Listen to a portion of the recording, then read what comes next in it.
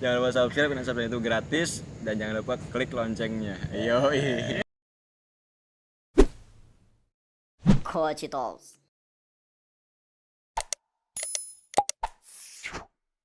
Selamat datang di acara kami. Jadi acara ini namanya Coach Talks. Coach Talks. Karena Kuacinya mana nih? sekarang lagi bulan Ramadan. Oh, bulan Jadi Ramadan. konsepnya itu kita tuh biasanya biar santai makan kuaci, sambil minum-minum. Sekarang enggak? Sekarang enggak. Oh. Nanti kalau udah kelar bulan Ramadan diundang lagi. Oh gitu, siap. Jadi kali ini tuh kita bakal sharing tentang pengalaman dan tantangan yang dihadapi oleh Kang Yusuf. Kang Yusuf ini dulu pernah menjabat sebagai yang terbaru jadi mantan wakil ketua PTI ya, PNCUT, terus yang sekarang masih menjabat sebagai ketua Formit, Gubernur Formit Tengah. Gubernur Formit ya. Apa sih Formit itu, Kang? Forum Mahasiswa Muslim Indonesia di Taiwan Tengah. Forum Mahasiswa Muslim Indonesia di Taiwan Tengah. Berarti itu emang apa maksudnya dakwah ya? Iya, kurang lebih. Dakwah ya. Keren. Terus karena sesuai dengan tema kita itu sekarang itu leadership, makanya kita itu mengundang Kang Yusuf karena kami itu visionable banget. Waduh, Ini gila ya. berlebihan. Ya, Kang Yusuf sendiri adalah mahasiswa ekstensi dari D3 S1 ya, Betul. yang kuliah di kampus ini Ya. di National Tsinghua University of Technology ya. Betul. Terus prodi yang Kang Yusuf ambil tuh refrigeration, air conditioning, and conversion energy engineering. Betul. Ya. Dulu Kang Yusuf pernah jadi itu ya kabarnya ya, soalnya aku juga ngobrol-ngobrol nih sama teman-teman yang lain. Pernah jadi ketua kami Betul. di Polban. Di Polban. Kami ini apa sih? Kami itu Kesatuan Aksi Mahasiswa Muslim Indonesia. Kesatuan Asli Muslim. Kesatuan Aksi Mahasiswa Muslim Indonesia. Oh, itu konsepnya di Dok juga ya. Banyak sih, kalau kami itu sosial ada, terus juga gerakan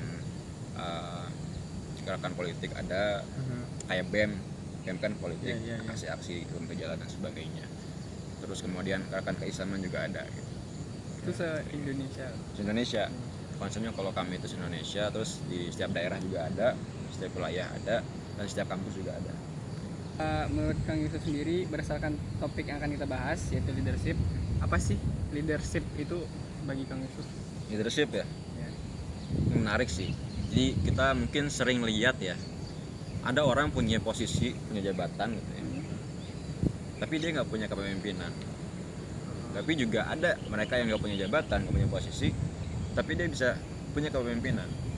Jadi menurut saya kepemimpinan itu adalah it's all about influence. Itu adalah pengaruh. Kepemimpinan adalah pengaruh, tidak kurang dan tidak lebih. Menurut saya itu sih.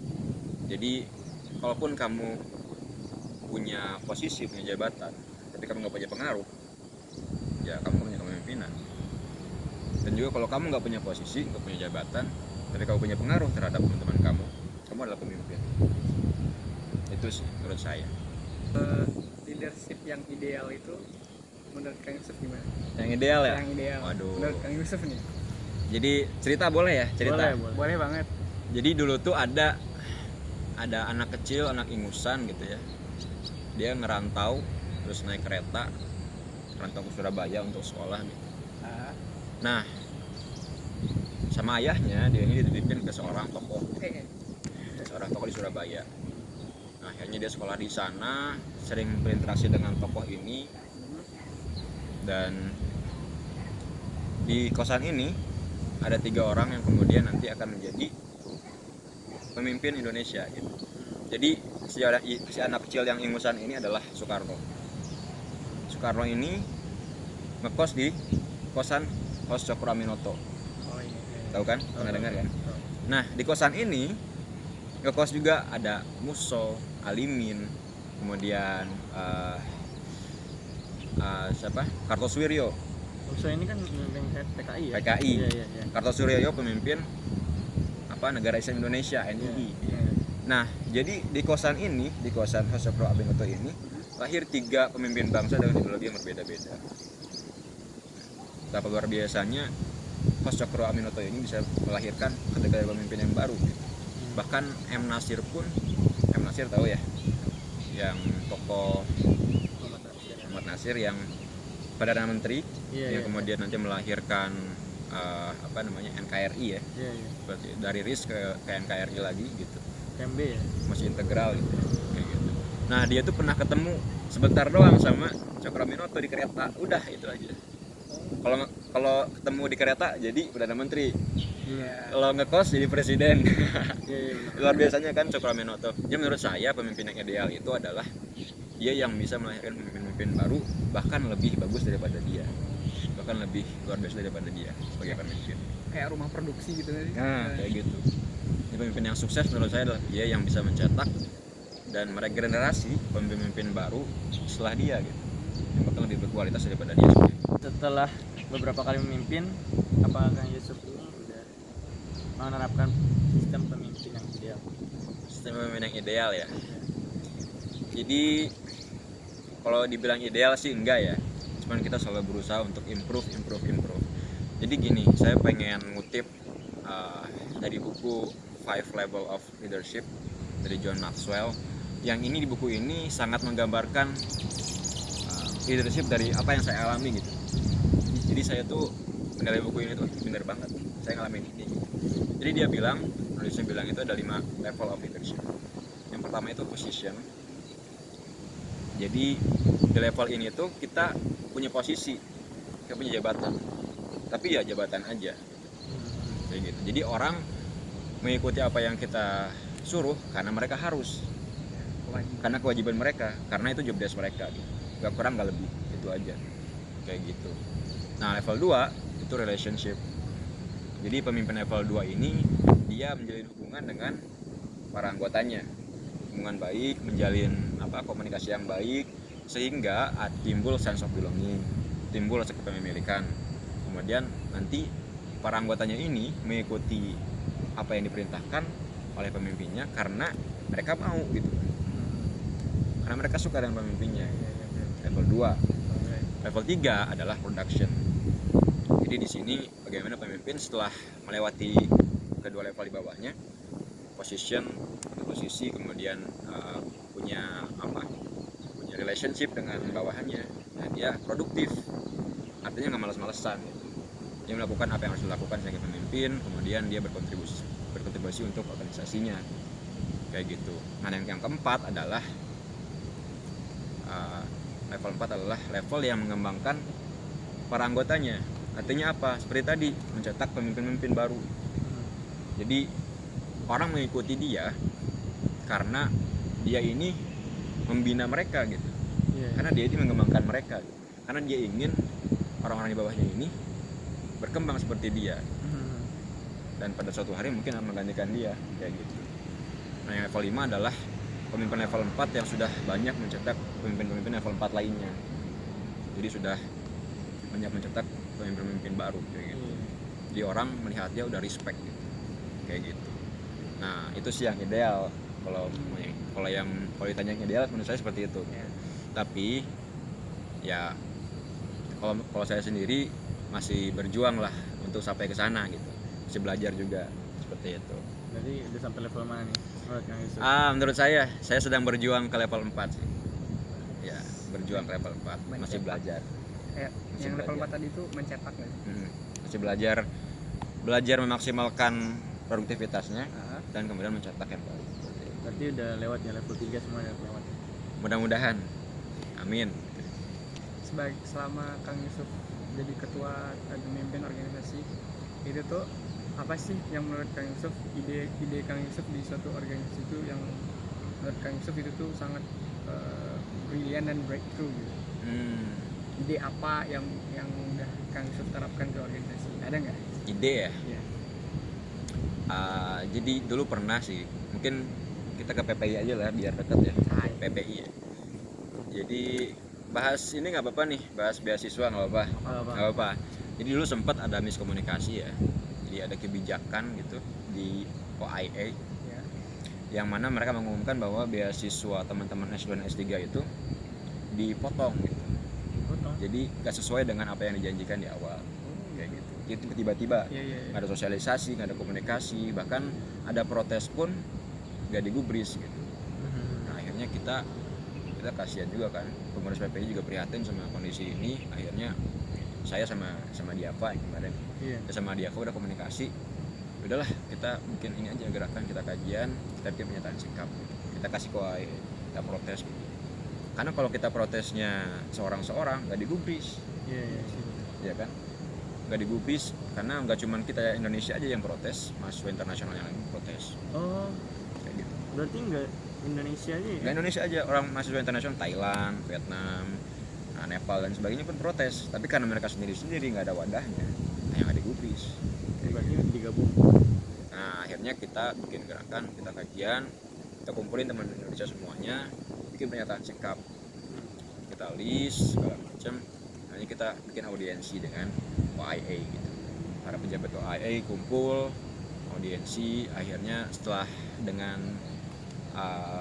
apa ya, dengan dialektika yang cukup emosional gitu ya, musyawarah yang tidak baik sebenarnya, musyawarah yang tidak baik, akhirnya alhamdulillah kebijakannya tidak dilaksanakan dan mahasiswanya kembali normal. Nah, itu sih. Dan juga kita pernah PPINC UTI dulu tuh nggak ada musola di sini tuh. Iya, iya. Itu nggak ada musola dan kita tuh kalau Jumatan harus ke masjid kan. Iya. Perjalanan sejam kan, Iya, tahu Belum sendiri lagi- kan. ya, belum lagi kalau ada kuliah hari Jumat. Nah, belum ada kuliah kan. Sebenarnya ada musola di sini nih, di Dom ini, cuman kecil banget, Iya. nggak bisa buat sholat berjamaah. Di Ya, lantai berapa masalahnya? ya 7 kalau nggak salah. Tujuh. Dan masuknya harus pakai akses, harus daftar, ribet lah pokoknya. Kayak gitu. Akhirnya kita kumpulin anak-anak yang ini, yang bisa dikumpulin, dan kita bikin proposal gitu. Kita ngobrol ke pejabat kampus, akhirnya pejabat kampus ini komunikasi dengan presiden dan kita bikin form dengan presiden. Presiden. Presiden kampus itu rektor Oh, rektor. di sini. Iya, iya. Akhirnya diskusi dengan presiden langsung dengan kampus lainnya. Setelah dikasih proposalnya dibaca, alhamdulillah di ACC gitu tahun itu Ramadan tahun kemarin. Jadi kalau dulu tiap hari harus ke masjid, perjalanan sejam balik 2 jam, sehari itu habis buat itu aja. Belum kalau ke First Square belanja dulu kan segala Iya, macam. iya. Pas itu ada kelas nggak hari Jumat itu? Ada kelas. Telat terus dong berarti. Nggak telat sih.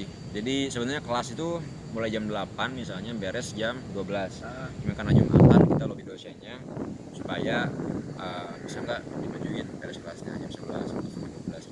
Dan alhamdulillah aja kalau di sini kan negara liberal ya, toleran gitu. Jadi mereka mengizinkan.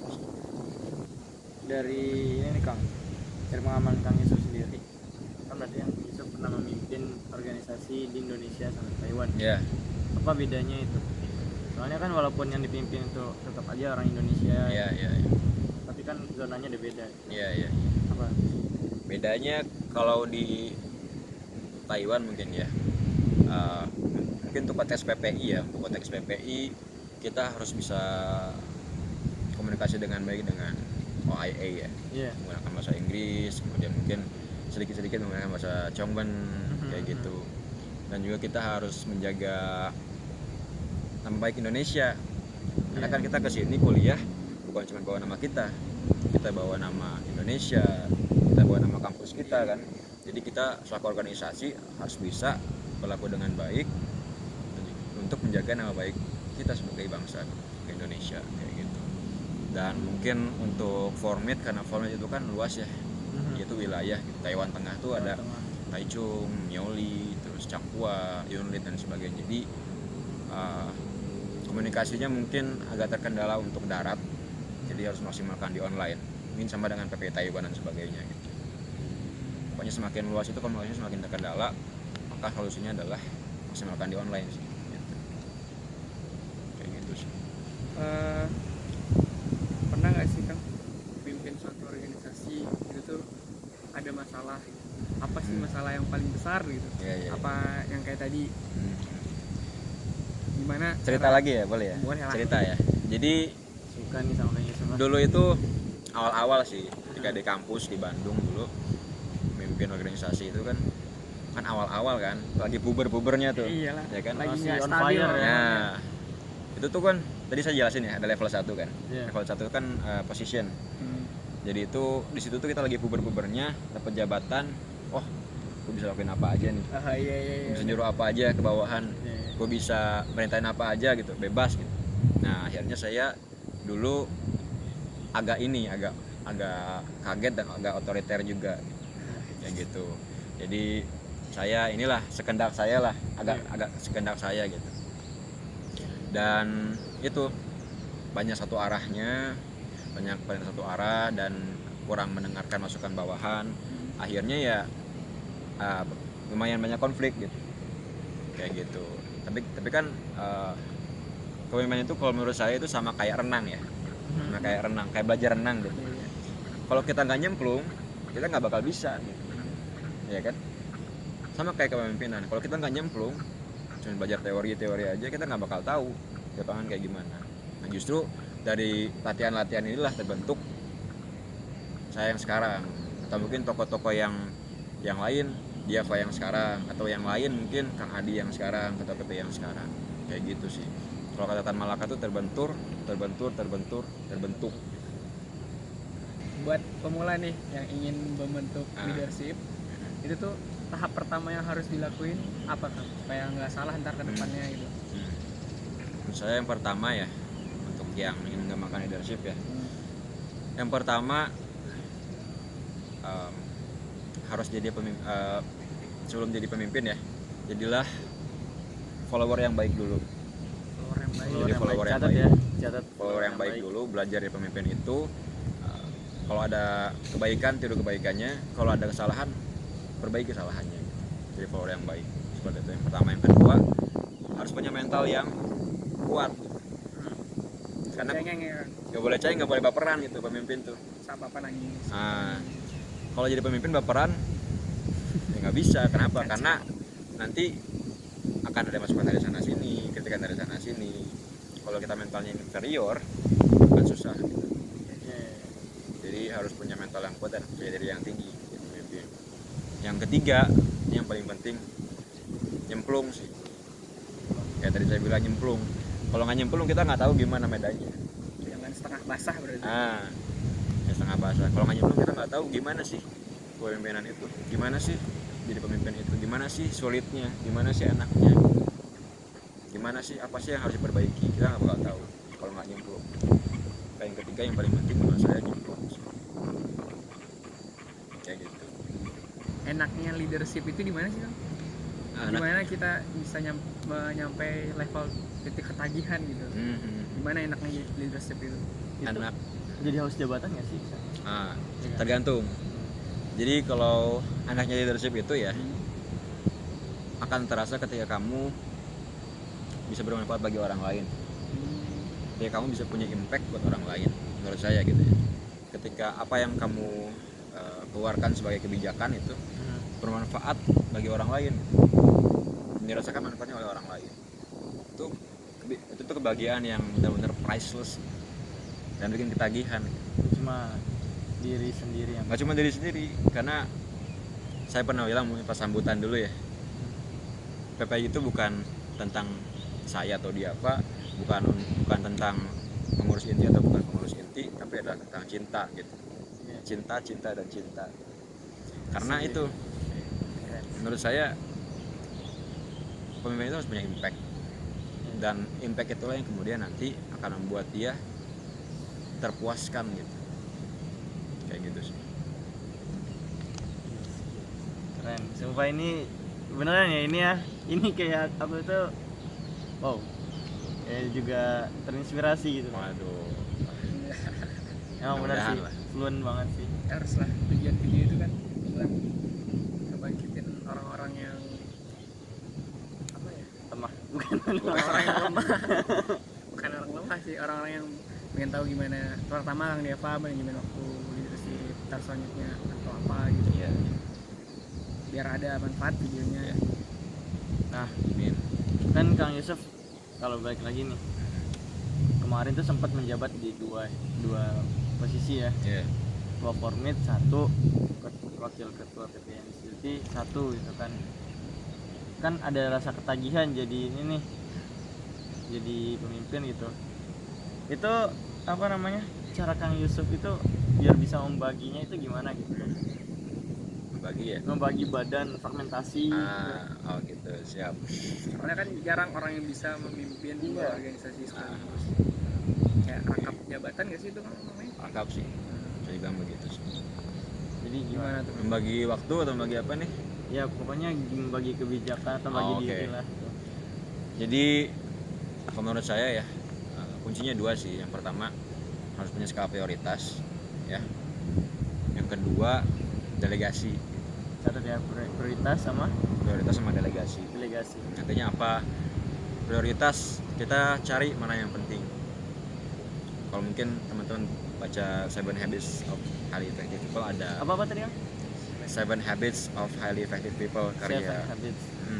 karya Stephen Covey. Itu tuh ada 4 diagram kan. Ada yang penting mendesak, ada yang penting tidak mendesak, ada yang nggak penting mendesak, ada yang nggak penting nggak mendesak ya. Nah, kita cari mana yang mendesak, mana yang enggak, mana yang ini, mana yang itu. Prioritaskan. Setelah diprioritaskan, ya kita eksekusi. Nah, kayak gitu. Eksekusinya gimana? Kalau kita nggak bisa ada di sana, delegasi. Kita berdayakan orang lain, kita berdayakan anggota kita. Sambil kita mengembangkan mereka kan. Jadi jangan apa-apa sendiri, jangan apa-apa sendiri. Kayak gitu. Benar sih. Iya. Karena kita nggak mungkin ada 2 acara bersamaan, kita harus hadir dua-duanya, nggak mungkin kan. Nah, itu namanya delegasi. Nah kalau tadi kan ada 2 nih. Tadi PPI sama Kormit. Nah itu tuh urgensinya yang mana? Mana yang lebih penting? Wah. Kormit atau PPI? Waduh, jebakan ini. Jebakan ini. Aduh, bahaya nih. Ya sebenarnya kembali ke ini ya, kembali ke tanggung jawabnya ya. Iya. Jadi kan kalau saya di PPI sebagai wakil ketua, di Formi sebagai gubernur gitu. Sebenarnya dua-duanya sama-sama penting. Dan saya menilainya sama-sama penting, dua-duanya penting. Tapi karena di PPI saya sebagai wakil dan di Formi saya sebagai ketuanya, sebagai gubernur aja gitu. Jadi saya lebih memprioritaskan Formi dulu kayak gitu. Tanpa melupakan PPI-nya kayak gitu. Seperti itu sih. Jadi kembali ke prioritas kayak tadi. Mana yang mendesak? Ya, Yang mendesak. ada 4 kan. Ya. Ada penting mendesak, Yang mendesak. penting nggak mendesak, Yang mendesak. nggak penting mendesak, Yang mendesak. nggak penting nggak mendesak. Ini nih ini Nggak penting mendesak itu yang kayak mana tuh? gimana? Apa? Misalnya ada Yang- penting nggak mendesak sama nggak penting mendesak gimana? Nggak penting tapi mendesak. Ini Nah, contoh itu gimana tuh? contoh kehidupan Contohnya. sehari-hari aja ya. Iya. Jadi tadi tanya apa? Nggak penting mendesak. Apa bedanya? Oh, jadi misalnya nih penting mendesak. Ya. Penting mendesak contohnya apa? Kamu punya PR harus dikumpulin Senin depan misalnya. Itu penting mendesak. Penting nggak mendesak. Contohnya apa? Kamu harus punya target baca buku misalnya seminggu sekali gitu. Itu kan penting bagi pengembangan diri kamu, tapi nggak mendesak kan? Iya. Ya kan, nggak mendesak kan? Nah, contohnya itu. Yang lain nggak penting mendesak. Nah ya itu apa? Contohnya apa? Kamu lagi belajar kerjaan PR misalnya, ada telepon dari orang tua, Iya. itu penting kan? Itu nggak, itu kurang penting kan? Apa dari Nggak pacar, penting. dari pacar, dari pacar, dari pacar Oh, ya? iya, pacar. Dari pacar misalnya. Kalau ada Ada telepon dari pacar. Iya ini. Aduh. Itu kurang penting kan? Oke, benar. Tapi mendesak kan? Iya. Nah, contohnya Mendesaknya itu. di mana kan? Mendesaknya Karena karena dia ngambek gitu. Nah, itu iya. dia kan.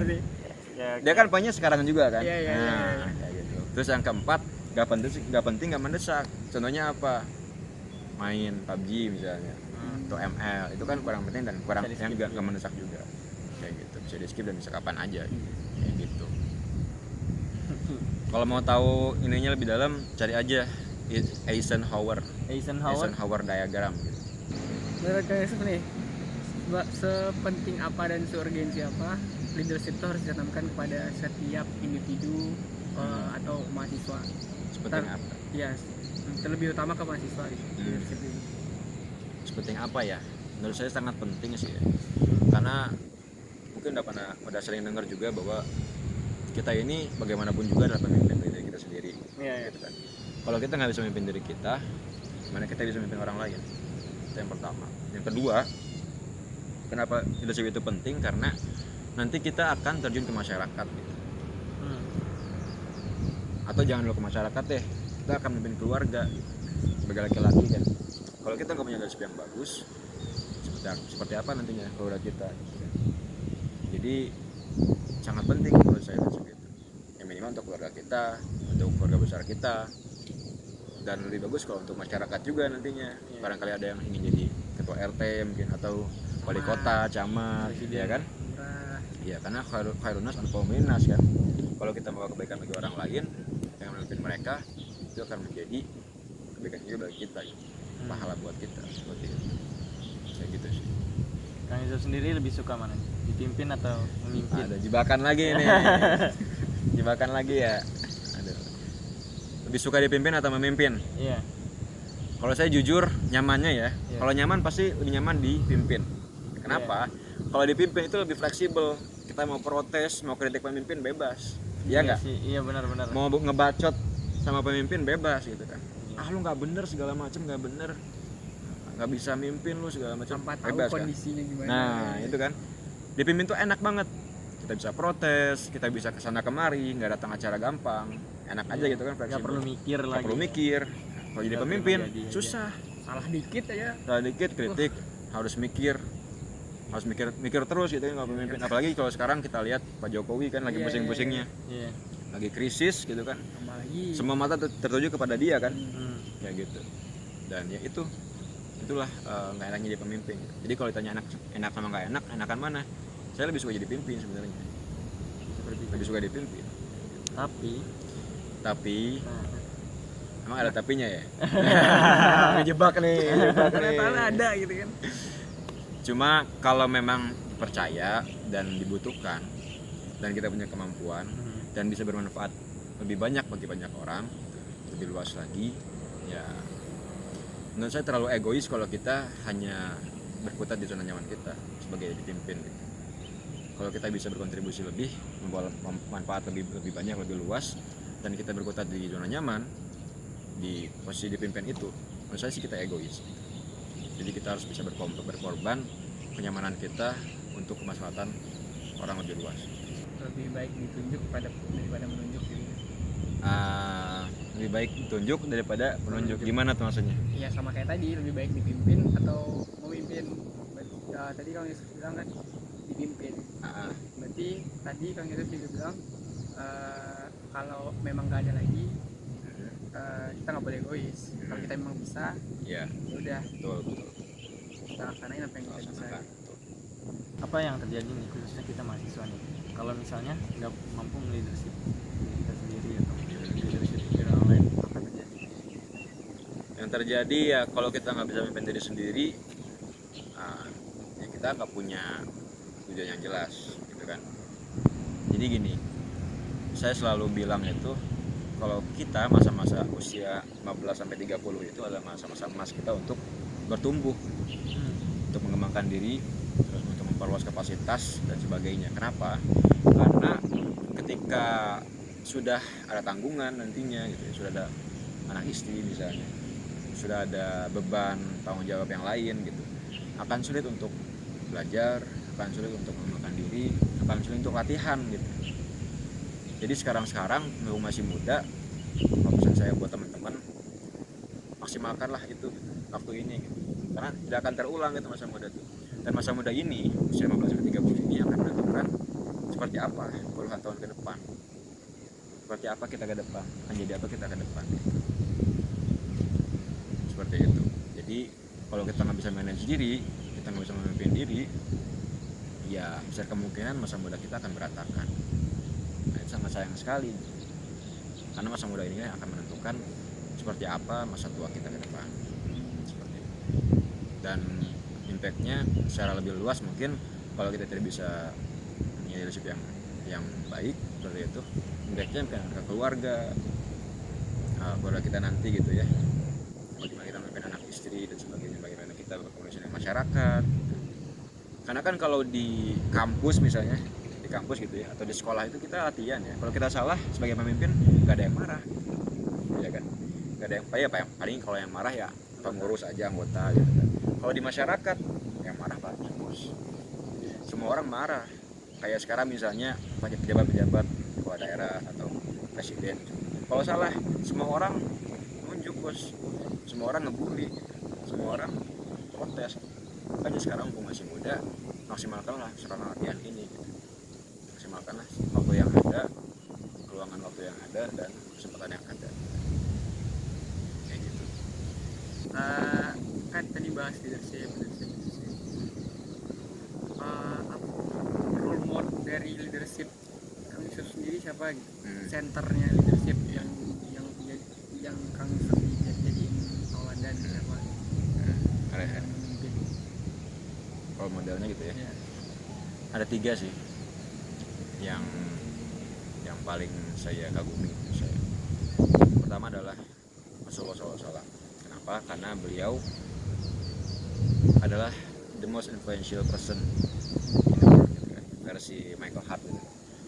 Kenapa? Karena beliau nggak bisa dipungkiri adalah seorang manusia gitu kan, seorang kepala keluarga, seorang pemimpin perang, sebagai seorang kepala negara juga,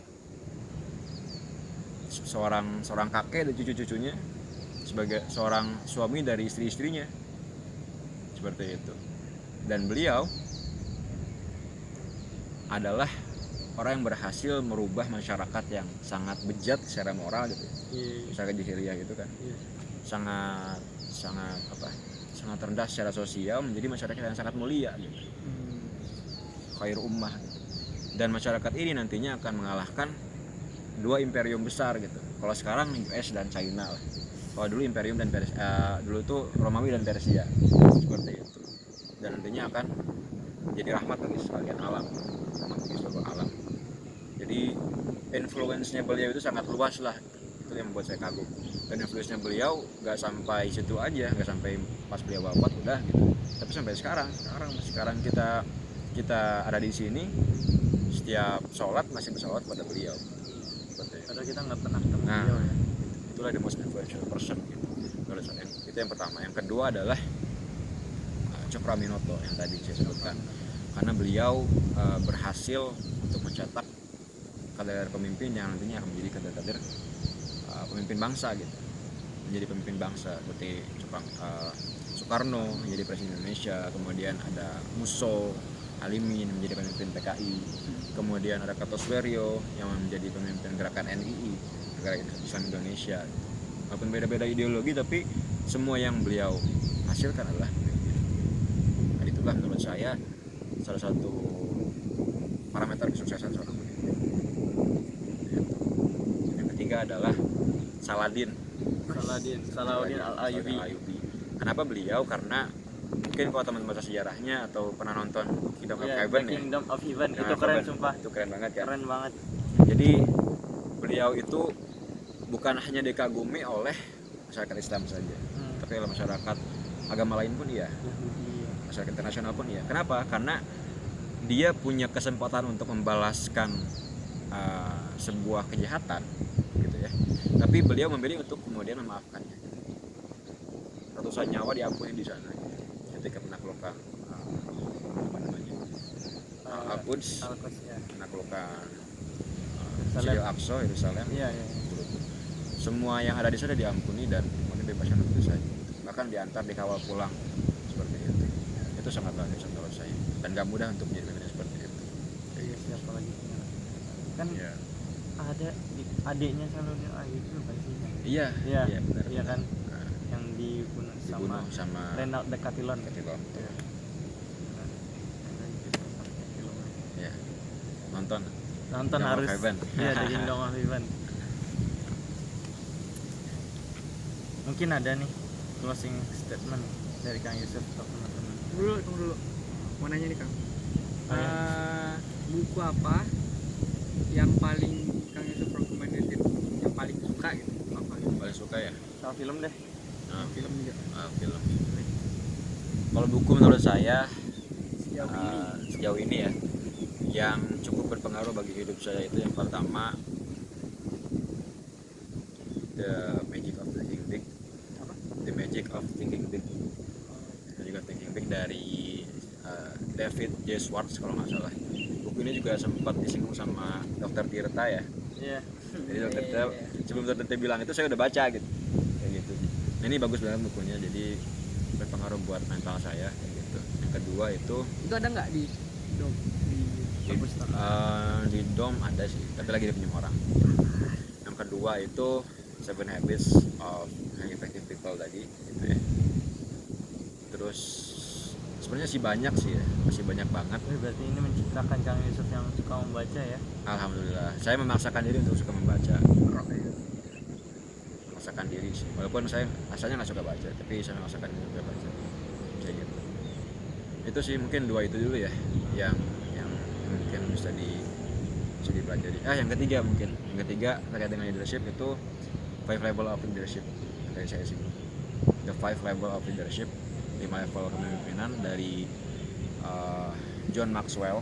Maxwell ini bagus banget buat kalian yang ingin mempelajari science of kepemimpinan, science of leadership.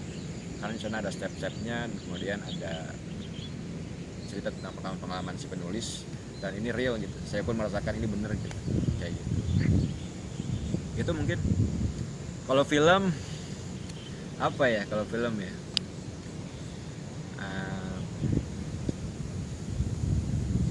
belum ada sih kayaknya kalau filmnya. Belum ada. Saya lupa aja sih kayaknya. Harus mikir-mikir lagi. Ya, yang terakhir nih, closing statement dari Kang Yusuf tentang leadership. Closing statement ya. Iya. Untuk teman-teman kita semua. Jadi teman-teman sekalian, leadership itu sekali lagi bukanlah tentang posisi, bukan tentang jabatan, tapi tentang influence gitu, tentang pengaruh gitu. Jadi ketika kamu punya posisi tapi kamu nggak punya pengaruh, ya kamu bukan seorang pemimpin menurut saya.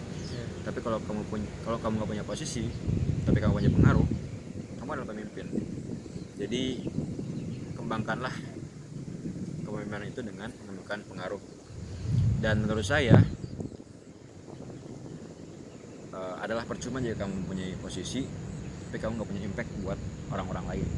Kamu nggak punya impact buat orang banyak, kamu nggak punya manfaat bagi orang-orang banyak. Jadi sebagai pemimpin, maksimalkanlah kepemimpinan itu untuk menebar manfaat bagi orang banyak, untuk mendiasporakan kebaikan bagi orang banyak. Seperti itu. Itu mungkin. Dan yang terakhir mungkin untuk yang ingin belajar menjadi pemimpin, tadi 3 poin tadi ya. Jadilah anggota yang baik, cari mentor gitu ya untuk kamu pelajari, seperti itu. Yang kedua, mental kamu persiapkan. Yang ketiga, nyemplung gitu.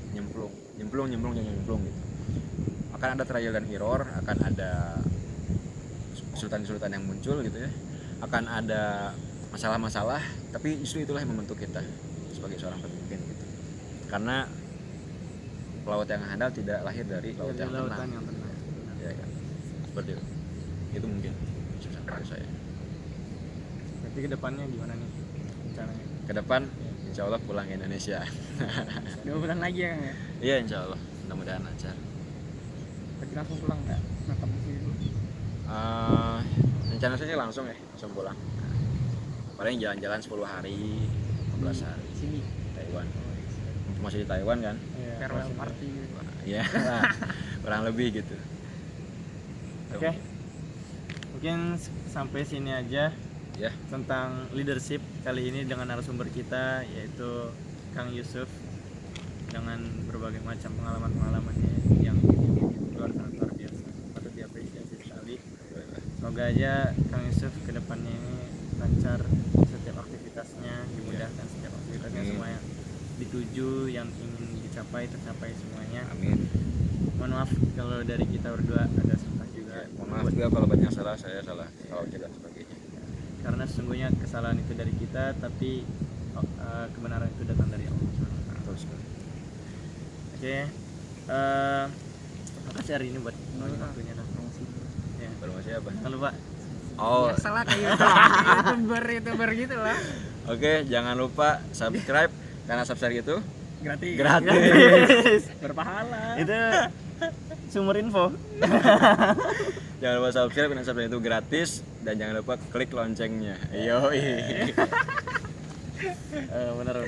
Oke, sekian kami akhiri. Assalamualaikum warahmatullahi wabarakatuh. Waalaikumsalam.